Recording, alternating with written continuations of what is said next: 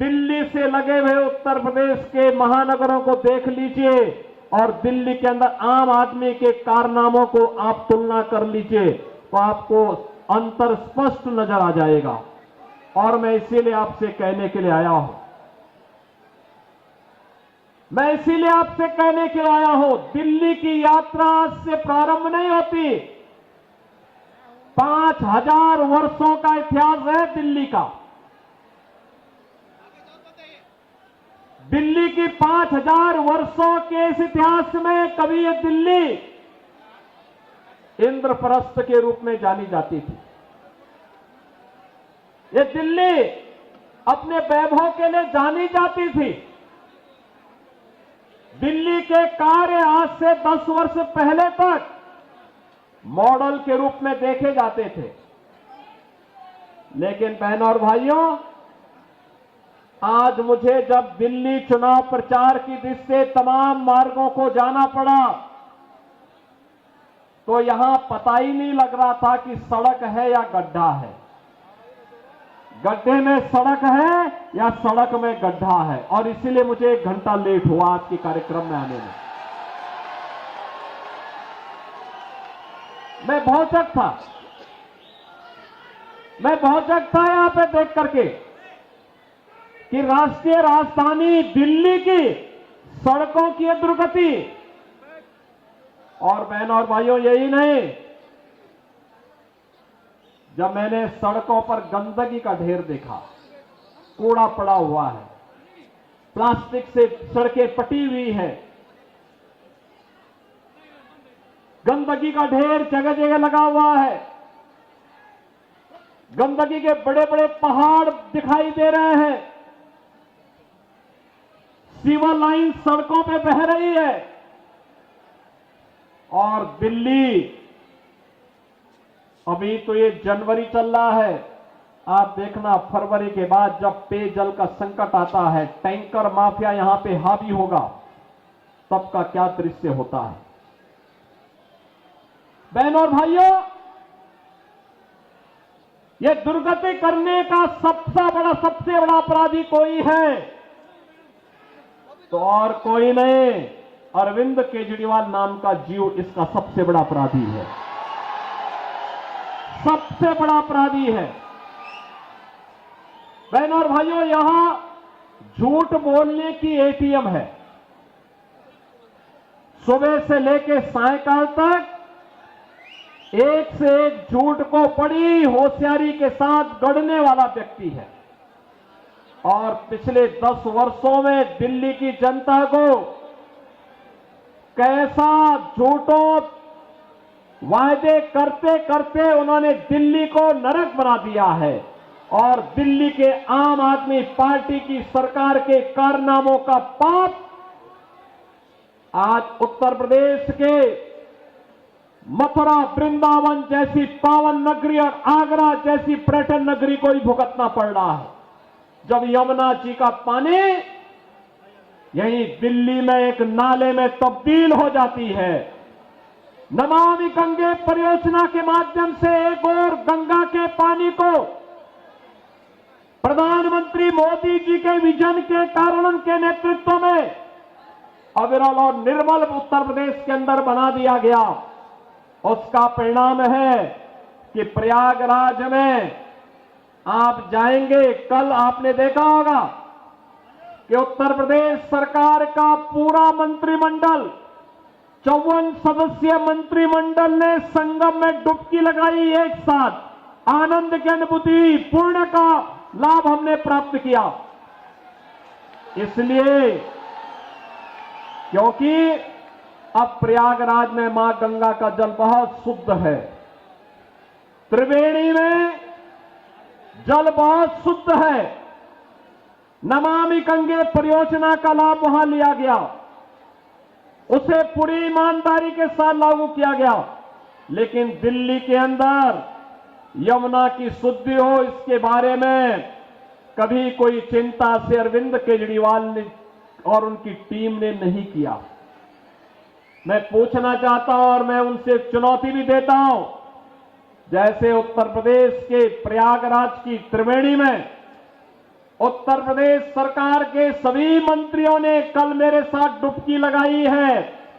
अरविंद जी, एक दिन आप भी अपने मंत्रियों के गिरोह को लेकर के जाइए और यमुना जी में डुबकी तो लगाइए थोड़ा।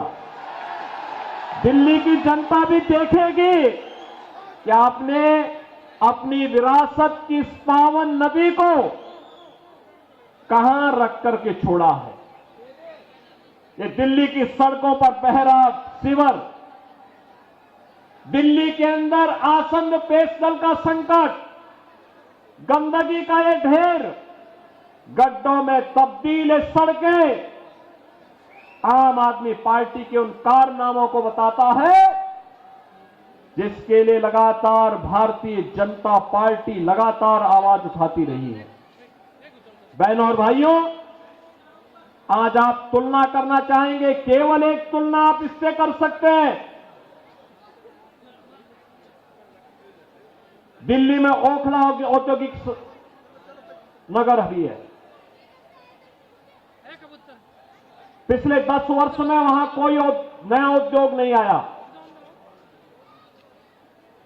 जो उद्योग लगे थे उनको कोई बुनियादी सुविधाएं नहीं मिलती है।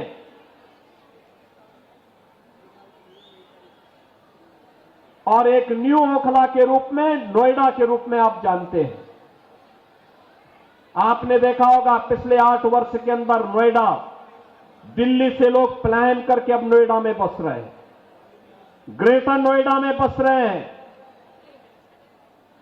वहां के इंफ्रास्ट्रक्चर को दिल्ली के इंफ्रास्ट्रक्चर से तुलना करिए, जमीन आसमान का अंतर नजर आएगा। वहां की सड़कें, वहां की सुविधाएं, वहां का सिस्टम, नोएडा हो या ग्रेटर नोएडा या फिर गाजियाबाद,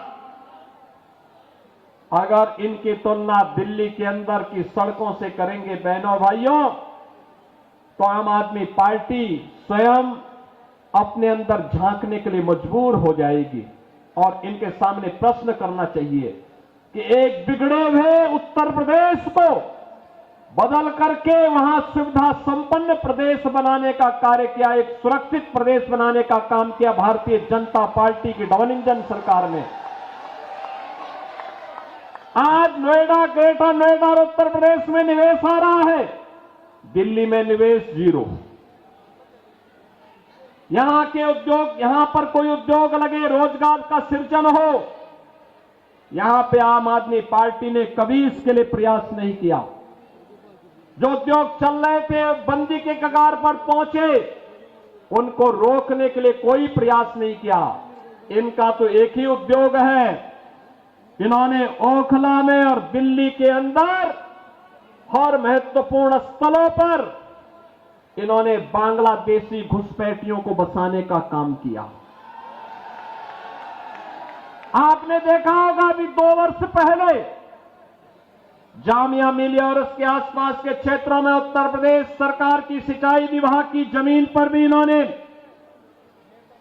इनके विधायकों ने, इनके पदाधिकारियों ने, इनके पार्षदों ने बांग्लादेशी घुसपैठियों को बसाने का काम किया था।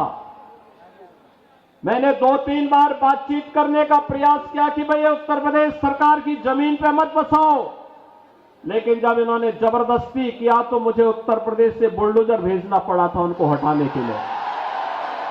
और बहनों और भाइयों, मैंने उनको वहां पूरी निर्ममता के साथ अपनी सरकारी जमीन खाली करवाई और फिर उसे बैरिकेड करके उत्तर प्रदेश की पीएसी को वहां तैनाती दे दी है कि भाई अब आप यहां रहिए। दिल्ली की जनता के लिए कोई इंस्टीट्यूशन बनेगा, कोई सुविधा बनेगी, हम वहां उनको वहां पर उनके लिए जमीन उपलब्ध करवाएंगे, लेकिन विदेशी घुसपैठियों के लिए 1 इंच जमीन हम लोग दिल्ली के अंदर नहीं देंगे।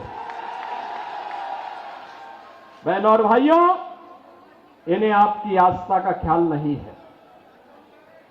आपने देखा होगा 2 दिन पहले मैं भी एक न्यूज पढ़ रहा था, पंजाब से कुछ बहनें आई थी, उन्होंने केजरीवाल जी के घर का घेराव किया और घेराव करते हुए उन्होंने कहा कि पंजाब में जो वायदा किया था आपने 1,000 रुपए प्रत्येक महिला को देने के लिए 2 वर्ष हो गए, एक पाई नहीं मिली है। क्या हुआ वायदा का? और यही वायदा ये दिल्ली की जनता से भी करते रहे, यहां की जनता जनार्दन से भी करते रहे। ये दावा करते हैं कि आप बिजली दे रहे हैं। बहन और भाइयों, दिल्ली की बिजली सबसे महंगी बिजली है और 24 घंटे बिजली नहीं मिलती है।